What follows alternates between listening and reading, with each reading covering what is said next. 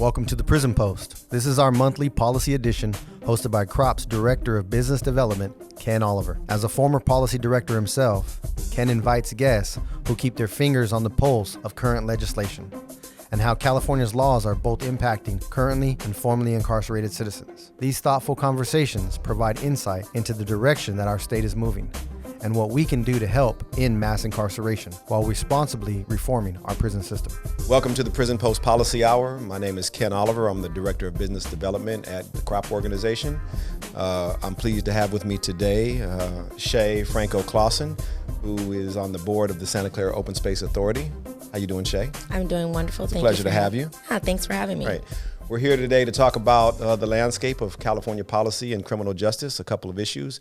But before we get into talking about policy and what's going on with the election this year and some of the other initiatives that are going on in Sacramento, I'd like to introduce Shay more thoroughly and have Shay discuss a little bit about her background. Shay, why don't you tell us a little bit about who you are and how you got here and how you got to be so familiar with policy in California and how you and I met and how we got here today. Oh, that's a lot. That's like a whole line of things. Absolutely. My name is Shay Franco-Clausen, and I'm from San Jose, California.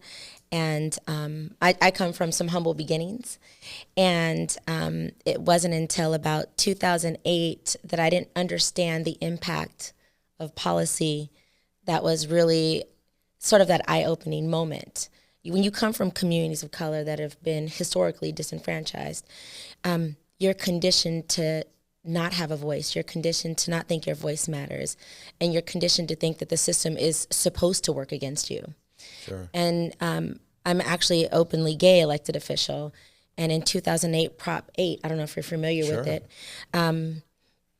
as I was trying to advocate and be so involved, thinking I was doing the right thing, because I didn't understand the language of policy and how ballot measures went, I actually voted against myself. Wow. And because I didn't have a sense of understanding, and there wasn't people coming to my community that was predominantly Black and Latino to say, hey, here's the entire ballot. Here's your school board members. Here's your city council. There was no one coming to my community because we traditionally didn't vote. So they didn't think that our voice matters. So they don't show up to our communities. And it was at that moment, I was like, what the, and I said, wait a minute, let me understand. So I went down to our local congresswoman's office and said, hey, can I volunteer? I had just came off of working for Comerica Bank, and they had that mass layoff 2008. Obama was elected. All these great things were happening. Was the moment when I needed to go to school. I was a homeless youth, and we'll talk about that later. But I didn't finish high school, and the organization found out. But I went and got my GED the next day, got a promotion, and then they did all these layoffs. I decided that it was so important for me to go to school and take this time to really educate myself, and policy was the direction I figured if I could learn this stuff and share it with my own community, then I can empower them, engage them, and get them to the voting booth. Sure. And so that's sort of how it sort of stemmed in, and I started to work on campaigns, volunteering. I love knocking on doors. I love going in community. And it landed me to catch the eyes of a city council member named Ash Kalra. He was previously a public defender and had been representing my community. He was looking for some campaigns, staff, and he found me in a leadership group. And which to this day, I always think Ash was crazy for trusting someone with no real heading campaign experience to run his race for state assembly. And if it wasn't for his belief in me and saw something in my connection to people, my connection to community, and my love and passion for educating people, I'm not sure that I would be sitting here having this conversation with you now. Right. I think what's interesting, as you know, we serve mostly formerly incarcerated, justice-involved people, and this podcast really attempts to focus in and hone in on the criminal justice landscape. And in talking to you and reading about you previously, one of the things that fascinated me about you was your story and your humble beginnings, excuse me, and some of the things that you went through when you were younger. Yeah. And I thought it was interesting because so many of us that have been justice involved feel like we have a ceiling. Yeah. We feel like there's not a lot of places we can go vertically in California. So I think that what you've achieved and from where you come is really amazing and a testament to your character. And so I'd like for you to tell the audience a little bit about some of the things you went through as a youth and how you became justice involved and how you got out of that. Yeah, so I feel like, I was talking to myself about this morning, is my story is like millions of other people's, except this is my story. I just come from a situation where lack of parenting, lack of supervision, and in my own home, that put me in the hands of, people that were predators in my community. And I found myself from 11 to 15 being trafficked by a gentleman from my community and his girlfriend. And then I got arrested for prostitution because it's different in different states. It's not legal here. Trying to protect myself from a situation. I always get hecka emotional because it's not too far, it's not too long ago. And I didn't even know that I had been trafficked. It wasn't. Yeah, baby. I'm just getting my period, right. I didn't have any type of understanding because it's a grooming system. Like human trafficking is a real thing here in our country and people don't talk about it enough. It happens right in suburbia. It happens at, NFL Super Bowls, it happens so often, but no one thinks about the consequences it has on those people being, victimized and how they see themselves. So having been locked up for prostitution, as a child, I just said to myself, I would never go back to that system again. It brought me then back to California. And then I became homeless. I didn't have a relationship with my, father in the way that I thought I should have. And it put me in a space of people who I found as my family who were, kids from juvenile hall, men that went to prison. It did me no harm, though. I just want to keep that straight. They did me no harm. But having that experience of being in jail for being a victim, it has a different impact on you. And so I suppressed that in my own life until like 2013. I made up this whole life about myself so I could erase the shame that I felt having, like, to say this, live here. I'm fighting tears. Like it's just a moment in my history that doesn't define me. It doesn't make me who I am today, but it is something that I went through. And I know there's so many young girls and boys that go through it. But that also brought me to this work because they also, so many people have been arrested as victims of human trafficking, that they also should have a voice in some of this legislation that's happening because they should be in a different system. They shouldn't go to jail for this type of thing. So I think having that deep understanding of being, formerly incarcerated, being homeless, then you do self-harm, right? You're conditioned to think that your surroundings and the experiences that you see and how people treat each other, relationships, that becomes who you are. And then I get into a DV relationship. And he almost killed me. And if it wasn't for someone calling the police, I wouldn't be here today either. And right. So it all comes into why I joined this work, because I do come from a victim, survivor, predator lens where I'm thinking, well, there's got to be another system outside of putting them in cages. You have to think about how they came to that decision, right? How they came to making that choice, not a crime. How did they come to that choice, that bad decision? And that's why I also believe that everyone should have the voting rights, even those people who victimize me. Absolutely. Sorry. No, not to interrupt you. Yeah. But you just gave a great segue into what you're doing now, which you're actually a campaign manager for the Prop 17 proposition. And for those listeners that may not be familiar with Prop 17, it's a ballot initiative for this November to restore voting rights to 50,000 people that are on parole in California who have served their sentences.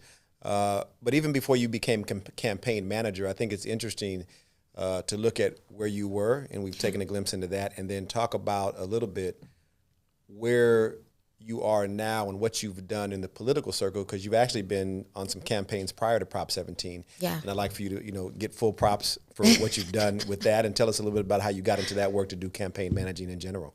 Well, you know what? I feel like campaign management is really organizing people and giving them information so they can make educated votes, or letting them know about some information that can hurt them.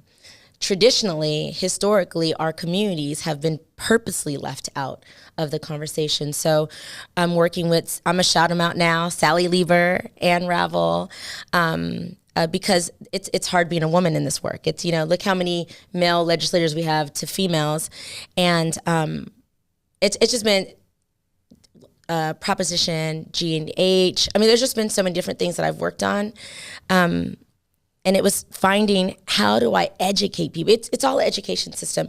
And campaigns are really just there to inform you so you can make the best vote, vote at the poll place. Right. Is making sure that people are informed with all the information they need before they cast that vote, because people are impacted and they rely on what happens, the outcomes of every election. It's either going to help you in a positive way or a negative way. And what keeps me in campaigns, because now I'm like, I found my love, I found my niche. I really enjoy doing the education and building people, but also training the trainer, teaching other people in my community how to be active in the electoral outcomes. And I think what led me to be here at Prop 17 is I was picked because I am formerly incarcerated. And I didn't realize, even myself, who couldn't vote. I didn't even know that people on parole couldn't vote, because people on probation with misdemeanors can vote. I actually am the chair of the Commission on the Status of Women in Santa Clara County, and chair of Justice and Advocacy, where we work inside Elmwood facilities working with women. We're actually creating a video tomorrow that's going to play on rotation in our county jail, so people who have the right to vote can get their ballots. We're going to give them information, but to really teach them how to even do their mail-in ballots, because it's different when you're in jail. Right. But those people can vote, but the people in the prison can't vote. So I didn't understand that even if you're out on what was the program? PRCS? Yeah, even they can vote. Right. So then how come people that are on parole can't vote? And so it just didn't make sense to me. So and when this proposition was going to come, I was excited. I'm like, oh, I want to be down. Well, they reached out to me, and here I am today. Right. Absolutely. I think that your story is absolutely amazing, and it should serve as inspiration to people who are incarcerated now and people who have suffered felony convictions in California, and there's 8 million of us that have. I think your story should be a muse or an inspiration to show people what's possible. The fact that you've taken your experiences, and rather than focus inward on those experiences and use excuses, you've actually used your experiences to go out and make change in the community, and you've empowered yourself. And I think that shows a sense of personal responsibility on your half, that you've taken lemons and you've literally made lemonade, and you're doing it very well. Lemon bars, lemon drops. Exactly. You're doing it very well. Your voice is being impactful in the community, and you're getting paid very well to do it. So it's one of those things that I try to share with people, is that you can actually take where you've been and use that to define where you're going in a positive sense. So I really appreciate you sharing some very personal and intimate things about yourself. I know it's painful, and I know it's an experience that a lot of young women have went through in their lives, and it's unfortunate that that's happened. But I'm glad you've taken such a positive outlook and chosen to take power over the people that did those things to you. That's very meaningful to me. I have daughters and a wife. So one of the things I want to segue into talking about women in the carceral system, because a little known fact that people don't know is that women are actually the fastest growing population that is incarcerated. I think in the last 10 years, women incarceration has increased by 700%. So I'd like to talk to you a little bit about that and speak to the aspect of reentry services for women that actually come out. I've heard from a lot of women in the policy work that I've done that they don't necessarily feel there's a level of support as far as resources, as far as programs, and that women are sometimes marginalized in the criminal justice reform for sure. movement. And so I'd like to talk a little bit about that today. What is your view in Santa Clara County and maybe throughout California about women in the reentry space, and what are your perspectives on it? Yeah, like I said, this is my perspective. There's so many other voices that should be amplified to also answer this question at a later day. Sure. Sure. But working in my local jail, it's something I'm actually super passionate about. And when I go in there, I'm from the same communities from them, so I speak the language. I understand what brought them sometimes to this decision and the choice that they made. Women in general are left behind. We're an afterthought. That's throughout history. So it's no difference that women that have a criminal history are even further not even thought about. I can only speak to Elmwood specifically, and I will say that in the last couple of years, I have worked with some game changers in our system, but there's no programs from inside to out that provides housing, that provides support, hard and soft skills, support network, all the things that people need in order to reintegrate into community. Because the women in jail, they're just not women in jail. 80% of them are mothers. That means they're impacting their lives, but also their children on the outside. So they're going to need legal support, reunifying support. I think that it's very important for us to see them as, their whole person, as a mother, as a sister, as a daughter. We're just coming off celebrating Women's Equality Day, and still women of color are still, when I say women of color, I specifically mean Black and Latino, who have been historically the most disenfranchised here in the United States. They are at the bottom, at the very bottom. Now add a barrier of having, to be formally incarcerated. Not a lot of corporations at this time, really support bringing them into the workforce. So we've been able to successfully create, together with, I'm going to shout them out, Dr. Marshall and Lieutenant Gill at Elmwood, who I've worked with, Office of Women's Policy, on the voter side, League of Women Voters. Just to name a few, with the Commission on the Status of Women, sure, is to bring education inside the jails so they can get their GED. Shout out to Cupertino Rotary, because they give us money every year to make sure we can pay for it. But now we're having bachelor's degree. We're able to bring in different universities that are wanted to take part, because that's one aspect of it. But we need more programs. This is what most women say. They need more programs that when they get out on that day they're being released, they have an exit plan and a place that they know they can be safe in. You can't get a job and you can't be successful if you don't have a place to lay your head and shower, right, and get rest and feel safe. So California is lacking in that area. And I think that it should be centered by people with lived experience. People that are speaking about our experiences from a third person have no idea how to solve our problems. Right. I think organizations that are led by formerly incarcerated men and women should be the way to go. I love seeing that there's a few organizations by formerly incarcerated women, but we could do more. Right. And I think this is a really great time for us to lock arms and work together to make sure that we're providing the funding. We're working together to make sure these housing exist, working with partners to buy these properties and turn them into spaces of safety and support and success. Sure, absolutely. I think that's an interesting point that you bring up, and I wanted to ask your perspective on why you might think that women sometimes are overlooked in the criminal justice reform space, especially considering I was reading somewhere that 80% of women that are incarcerated in the state or federal system are there because of a crime tied to their men. Yes. Or like trafficking drugs or being mules or doing different types of things like that, or responding to DV situations, domestic violence, et cetera. And so I'm just curious, is that you have women that are doing things for their men on the streets in many cases, right? They go to prison. They don't have the support from men coming to visit. They don't have the support from programs, from organizations on the outside. Or seeing their kids. No one's bringing them to see the kids. Or seeing their children.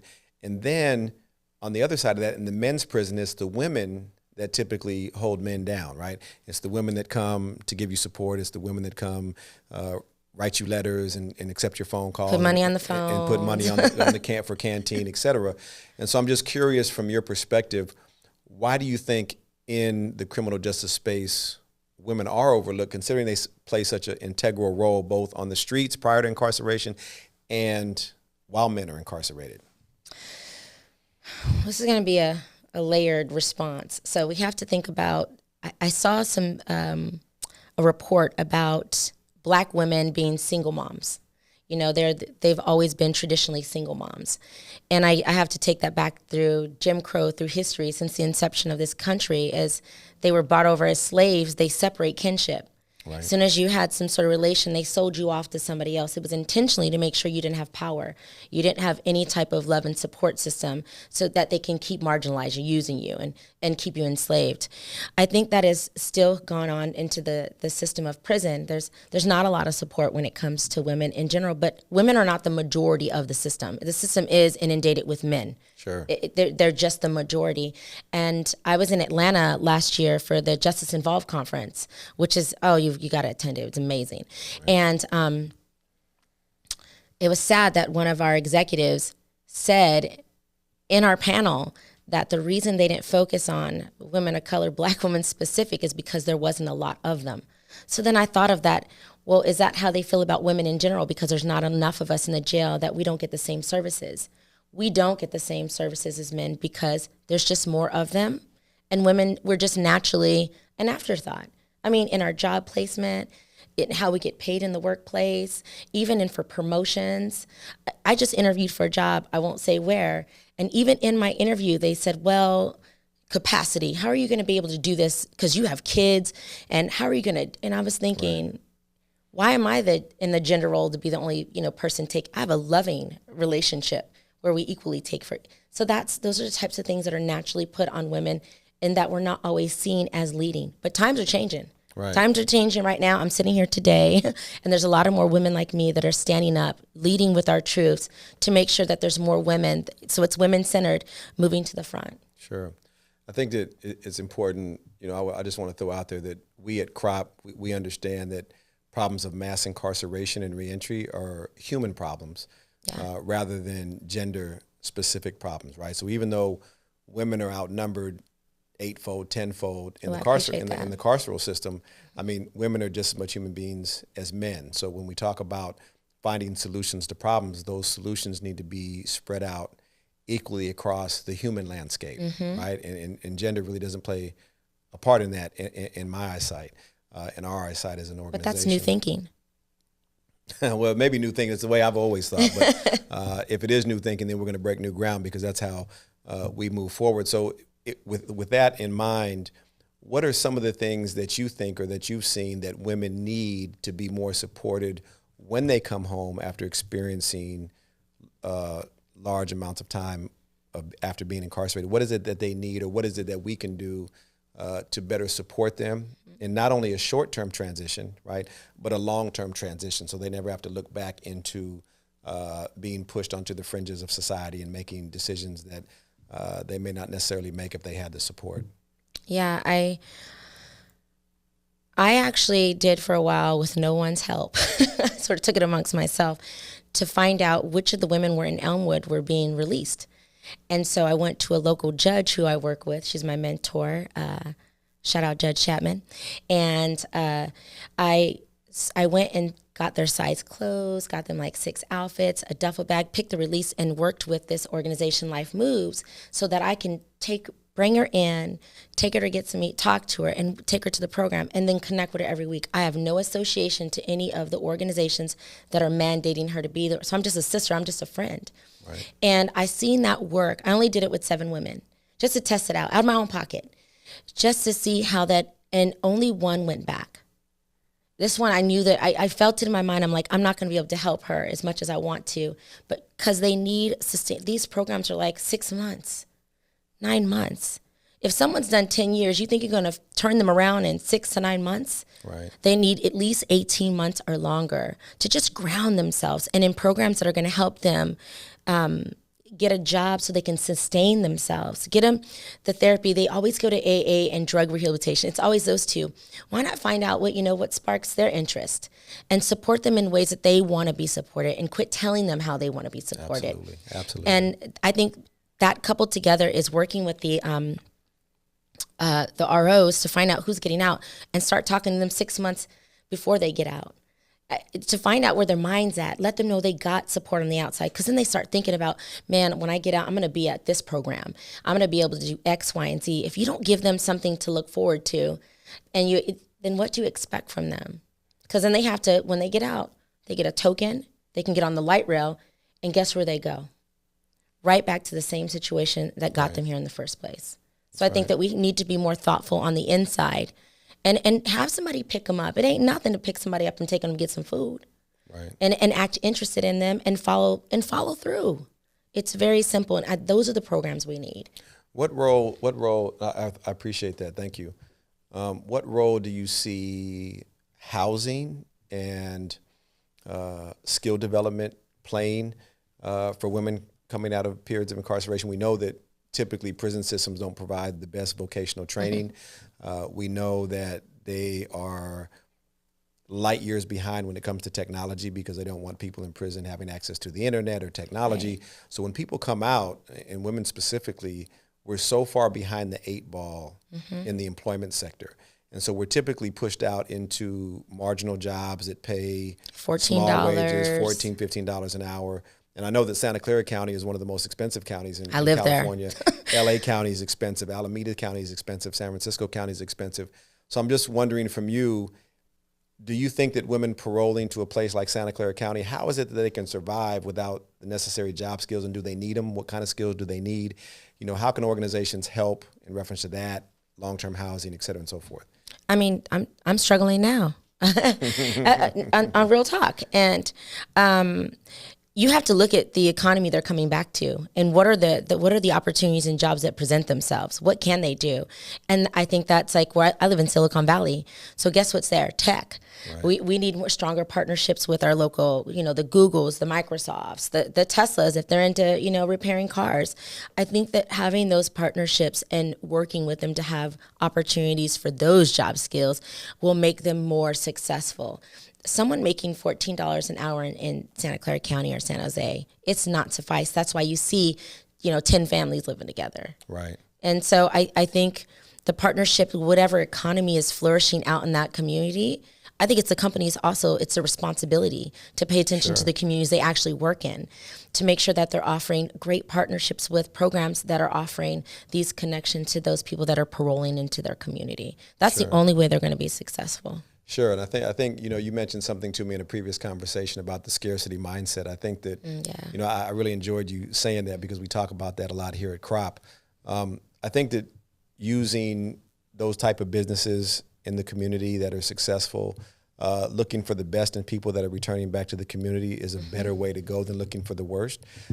Because I think that it's a no-brainer and an easy call that when people come back to the community, we want those people to be successful. We want those people to be safe. We want them to have a place to live. We want them to be contributing members to the community, both from a tax purpose, both from a social purpose, et cetera, and so forth. Because the alternative and a value and a self-value and a value.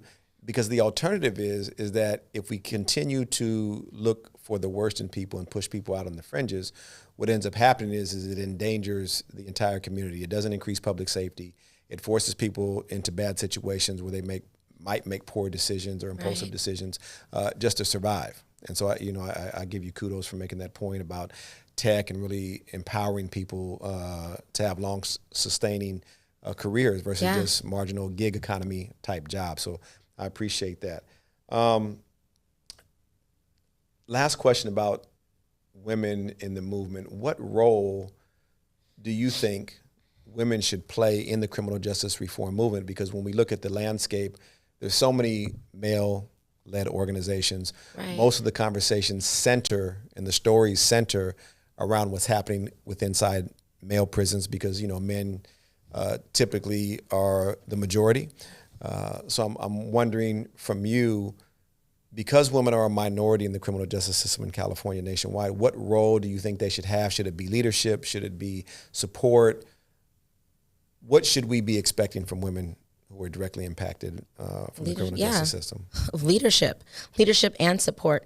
I hope we get away from people that don't have that lived experience, taking up space where they actually shouldn't belong, and empowering those people that have those lived experiences to be, forward-facing, public-facing, leading the movement, or we find ourselves still just telling our stories. And I think right now I'm working with a group of amazing women that are justice involved or has their loved one in the prison system who were also formerly justice involved. They are really starting to build momentum and working and partnering with organizations that are ran by some great men, and seeing how we can lead forward in saying, hey, we need to start amplifying, building up, and putting us at the front. Because you've asked me several times, how come women are still, an afterthought? We traditionally have been, but I think now we've always been told to be quiet about what happened to us in general, like in families. Like In your own families, if abuse happened, don't say nothing. We've always been told to keep quiet. It took a lot of courage for me to be up front and tell people what I experienced, because how people saw me. No one would have ever expected my past. Because I also like to protect my family, and I don't want to shame them for my own experiences. But now we're in a space where storytelling and sharing our narrative is actually trending, and being honest and leading with this truth is welcomed. And people are saying, oh, well, let's let them tell the story and build the path, build the programs, because they've experienced. So I think in these next 2 years, you're going to see a lot of us leading. I think you've worked with a lot of these amazing women I've seen on your Facebook, and some that I met at the conference when I was in Atlanta. I can only follow in their steps and work in coalition with them to put women centered at the front, because we are mothers, and we love our men. Like, even as openly gay, I love my sons. My ex, I love him too. I think we are natural the protectors, and we naturally want to make sure that men are taken care of, because Black and Latino men are public enemy number one right now. Women, we naturally are going to wrap our arms around them to protect them. So I think we're going to be leading the movement in a different way, centered in truth, and also how do we bridge and build coalition? I didn't arrive to this seat alone. There was a lot of people who invested in me. There's a lot of people that saw behind my crime. A lot of people saw behind my pain or the angry Black syndrome that they wanted to say I had. So I think that when we work in a collaboration, more women that don't have a scarcity issue, and let me explain that, meaning that they're not afraid to give the mic to somebody else. And right. You have to be okay with saying, let me pull this person up and let them amplify their voice. You can't always be center stage.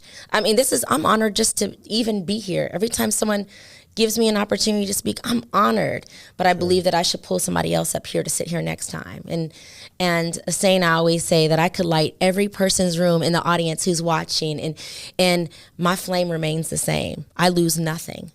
Absolutely. So I think that's the way we should move in this movement. We'll get so much more done when we work in collaboration instead of with a scarcity issue. I think, and we're honored to have you. Let me say that up front. I like what you said about authenticity. Yeah. I think that is more than trending. I think it's a way of being that all of us need to practice. Yes. In order to reach better conclusions and better destinations. And what role that I think, I just want to camel back a little bit on what you said. Women have an interesting perspective in the criminal justice reform movement, because as I mentioned earlier, women are the major support for the 120,000 men that are in prison in California.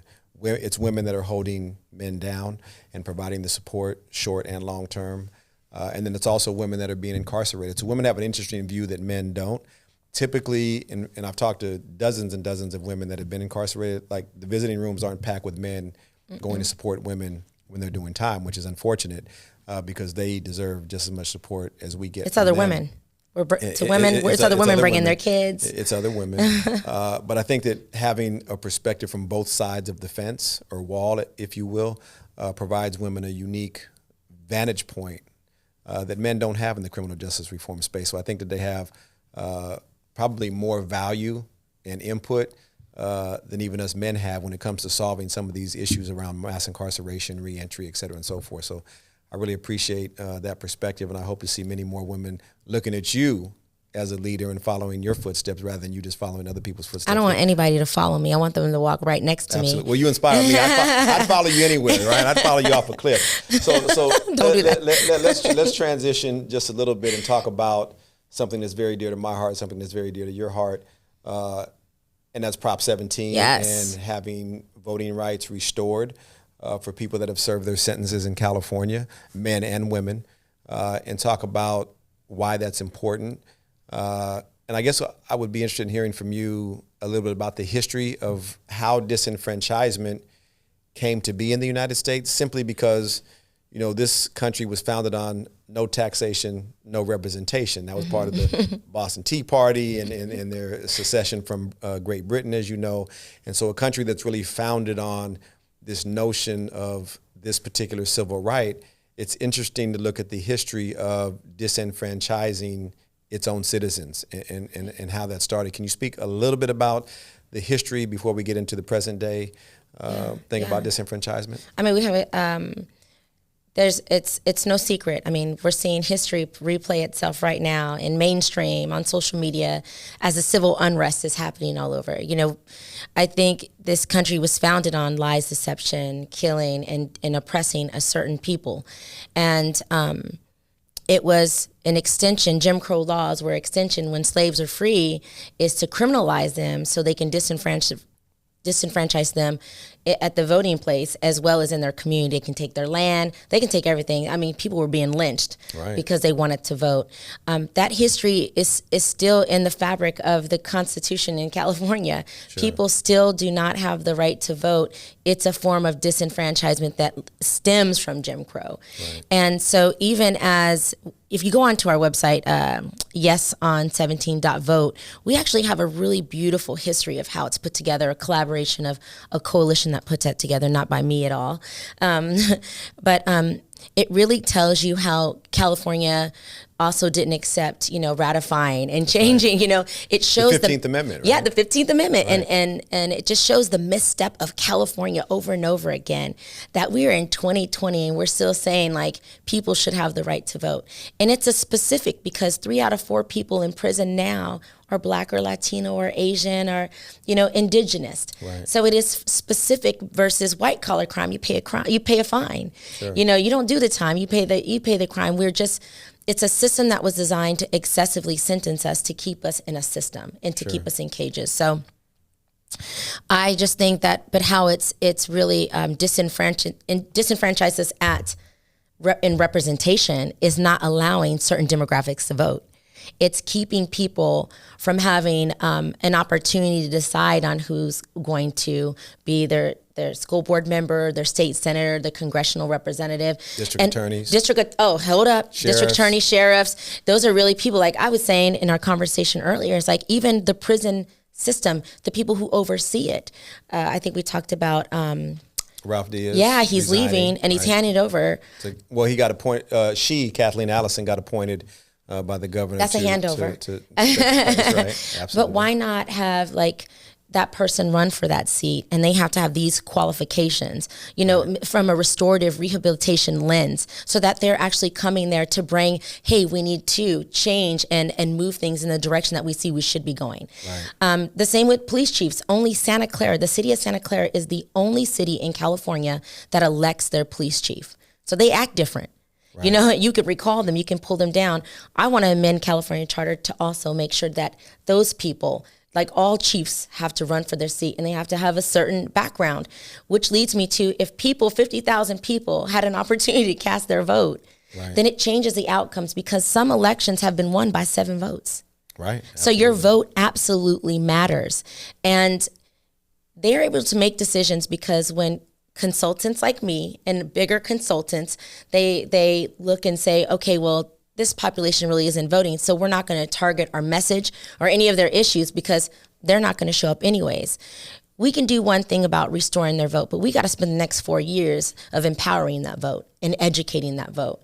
So Prop 17 to me is just is stage 1 to getting people on parole. I just think everybody should vote, just in general, because we can't say we have equity in our outcomes if not everybody was brought to the table. Absolutely. I think that's a valuable point. And I like what you said. A lot of people aren't familiar with the history of disenfranchisement and what the Jim Crow laws were.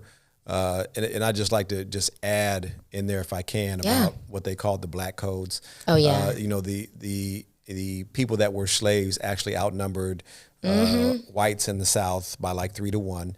And so when the Emancipation Proclamation was ratified, there was a political power that was at stake, right? And the only way that white Southerners could maintain power is by creating systems, right? And this is the importance of understanding systemic issues, right? Systemic discrimination, systemic disenfranchisement. The only way that they could keep political power was to create poll taxes, was to create small infractions and make them felonies, things like jaywalking, things like vagrancy, whether you had a job or not. I mean, you could literally be convicted of a felony if you were found to be unemployed, which for people that were just recently released from slavery, that may have been an issue. Unemployment may have been high at that point, right?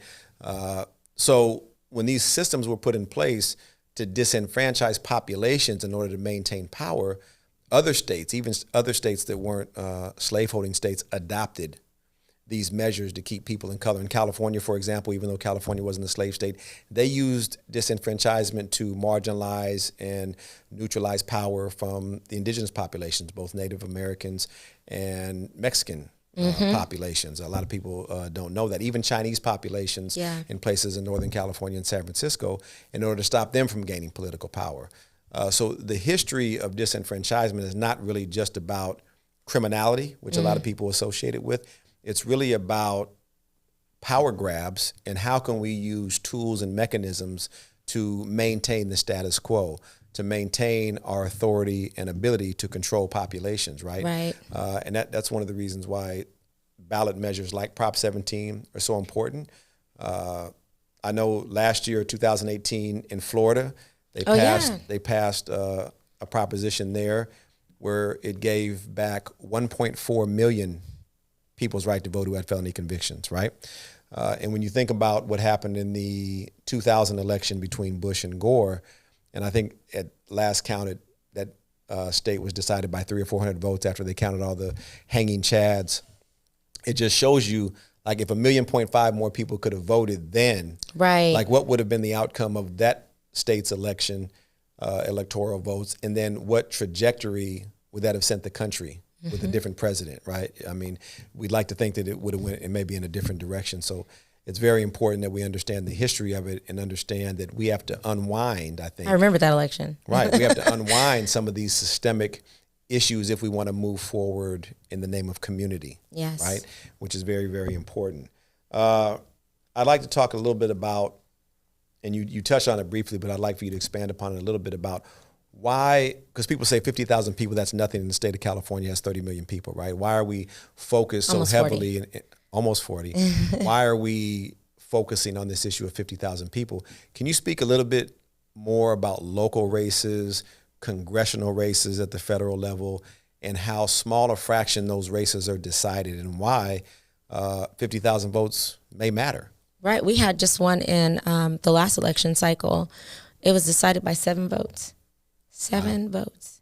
Lawsuit for 7 votes difference. And we got someone we didn't want. But, but just imagine if 7 people had, 10, 20, 50,000 had the right to vote, a lot of our elections would have came out completely different, especially with congressional. I mean, it really matters there. Right. It can be decided by 100 votes. It's a connection to those two things, but it's also, it has so much to do with education. Like I said, I voted against myself. Before, I only voted on presidents and propositions that mattered. I didn't look down to the judge or the DA. Right. It's not just about the outcomes nationally. Everyone votes for the president when they do show up. That's all they know to do. And I did a test after the election, a week after the election. I said, can everyone in here tell me who they voted for on their entire ballot? I will give you $100 if you can tell me every person you voted for, because I have a list here of everybody that was on the ballot for this county. I'll give you $100. Nobody could tell me who they voted for. You didn't lose any money that day. I didn't lose no money. But in places where I speak a lot, I say, raise your hand, and I keep my hand up if you know who your representative is.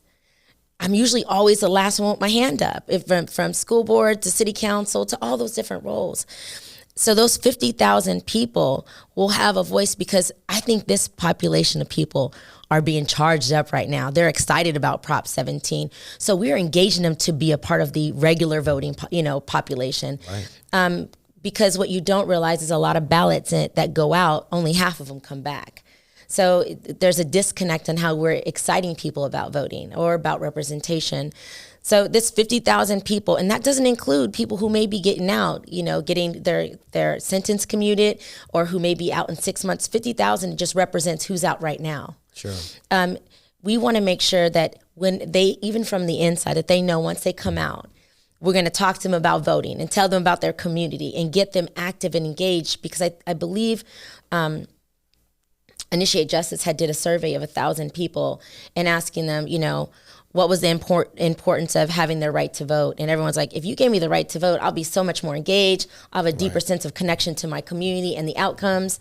And just that's 1,000 people. You know, so imagine if you when somebody gets out and you're talking to them about how important they are and how important these elections are to them directly, and then walk them through it. We can't hand somebody, we don't hand children, we don't hand adults, we don't just give people things and say, figure it out.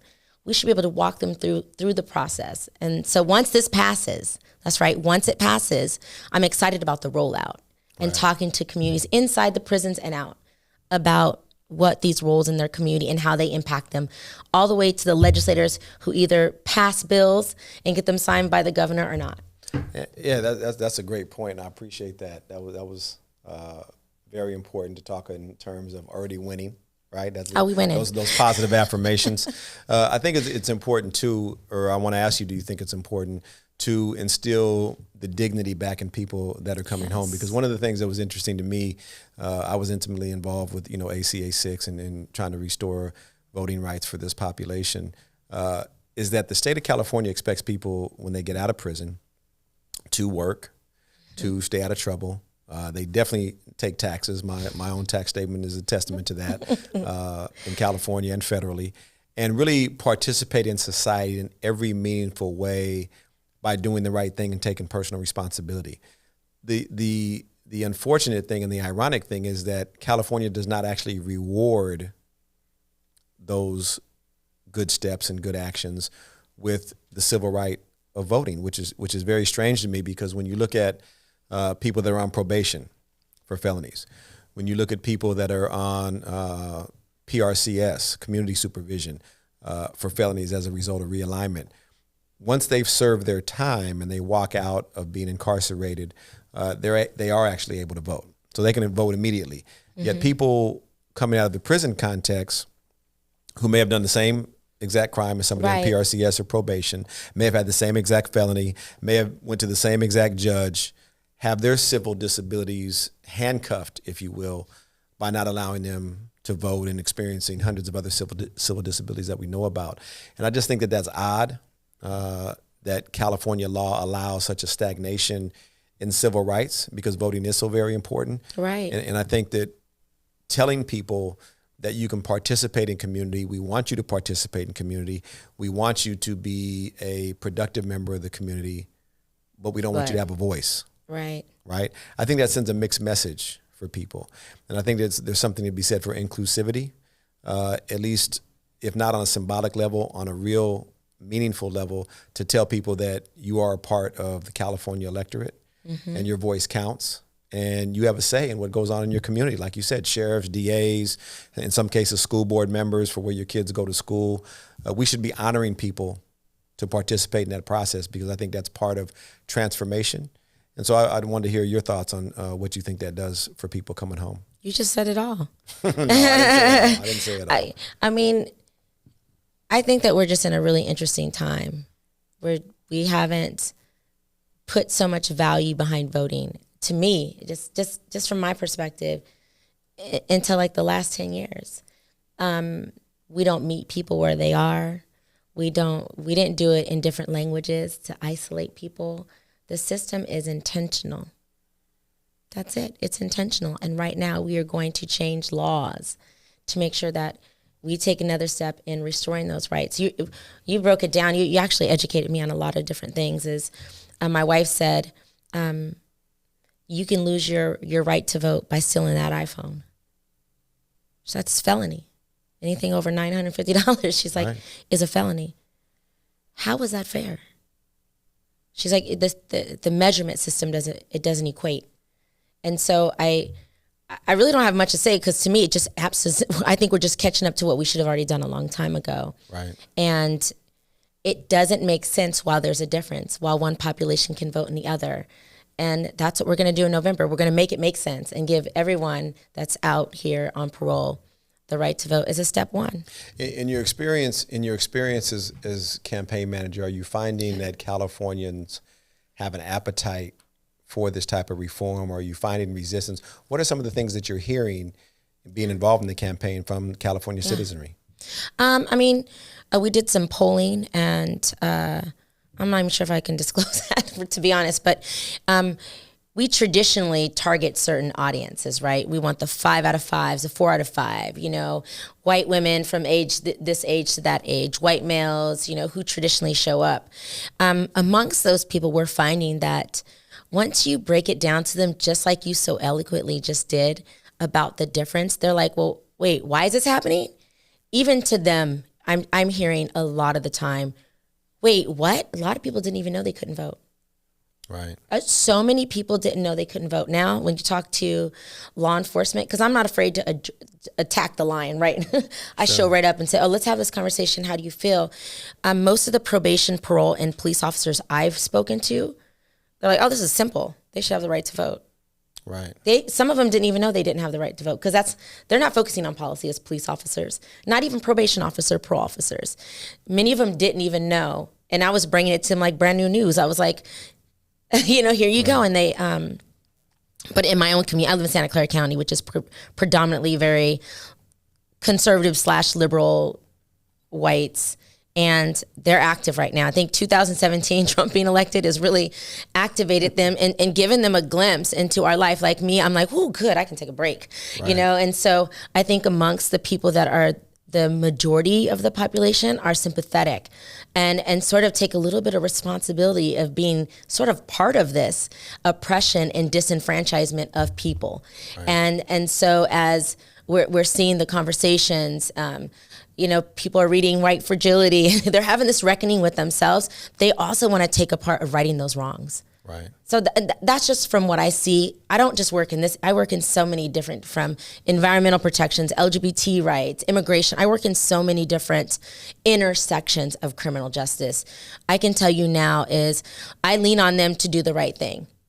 I lean on them as the people who are going to make this decision for over 50,000 people to do the right thing. And I feel very confident they will do just that. Sure. I think it's interesting. You mentioned about police officers and other people, your constituents that didn't know about a lot of this disenfranchisement. When I was doing a lot of legislative visits for ACA 6, I was amazed at how many assembly members and senators did not know the difference between probation and parole. Right. I mean, we literally had to spend 20, 30 minutes in some cases breaking down probation versus PRCS versus parole and really explaining the nuances of the California sentencing system, only because so many reforms have occurred over the last 10 or 15 years, right. Proposition 36, Proposition 47, Proposition 57. And a lot of legislators did not even understand the sentencing schemes and how they actually affect people once they are released in reference to their civil disability. So that was a great point that you made. I'd like to close on a thought. You touched on it earlier, but I want to talk about it a little bit more since we're talking about voting. And that's about what's happening with COVID-19 inside the prison system. There's been 57 deaths already, well over 5,000 or 6,000 cases within the Department of Corrections. And there's been a lot of protests in front of the Secretary of Correction, Ralph Diaz's house. Yes. It may have had something to do with his resignation. I don't know. But that did happen. I wasn't there. No, right. I wasn't there, but that did happen. And now the department's ushering in Kathleen Allison. And you talked a little bit earlier about with such a massive responsibility of taking care of well over 100,000 people, taking care of tens of thousands in the juvenile justice system.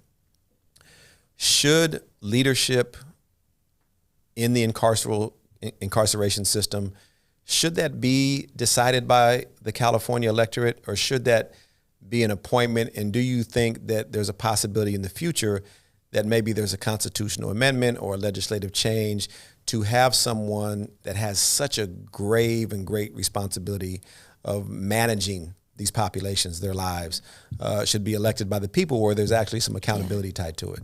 Absolutely. I think as we empower more communities of color, we're empowering them right now.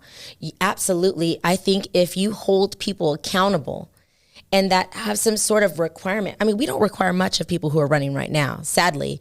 You're like, well, this person's my representative, they don't understand. I'm like, well, did you look at his qualifications or her qualifications?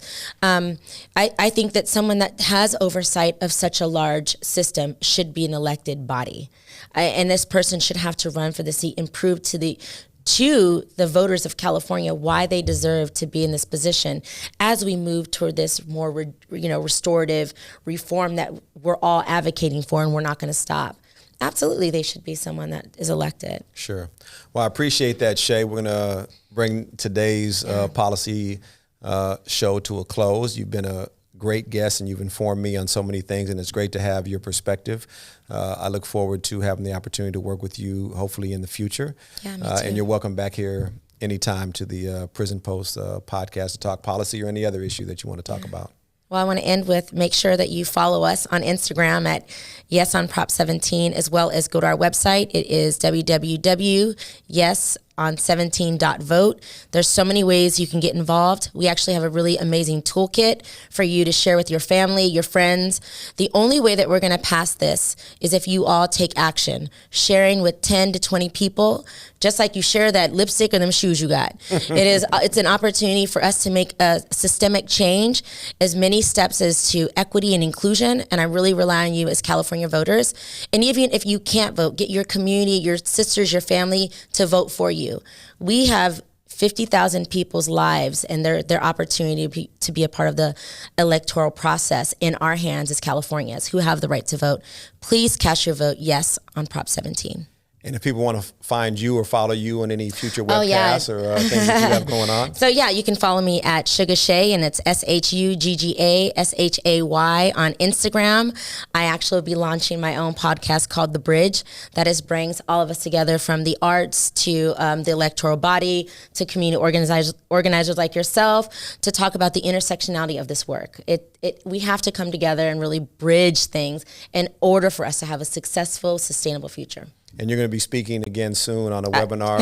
What date is that? I think it's coming tomorrow. Up this week, right? Tomorrow. Yeah, okay. so Tell tomorrow. us about that Tomorrow night I'm with the San Francisco Young Dems. It's going to be me with the San Francisco DA, who we're super excited to be on the panel talking about incarceration, mass incarceration, and Prop 17. You can actually go on my Instagram. Like I said, follow me at Sugar Shay, SHAUGGASHAY, and I will put all the things that we can get involved in. And if you are someone that has an experience, I like to elevate your voice as well. It isn't just my perspective, and I own that. I think that is a collaboration of so many unique voices that should be a part of this change. We appreciate you, Shay. Yeah, thanks for having me. All right. Yes, thank you. Thank you for listening to The Prison Post, a production of the CROP organization. We'll be sharing more stories from the world of prison reform and restorative justice, so please join us. You can listen to The Prison Post on all major podcasting platforms. Subscribe to our video cast on YouTube and like us on Facebook at The Prison Post and at Creating Restorative Opportunities and Programs.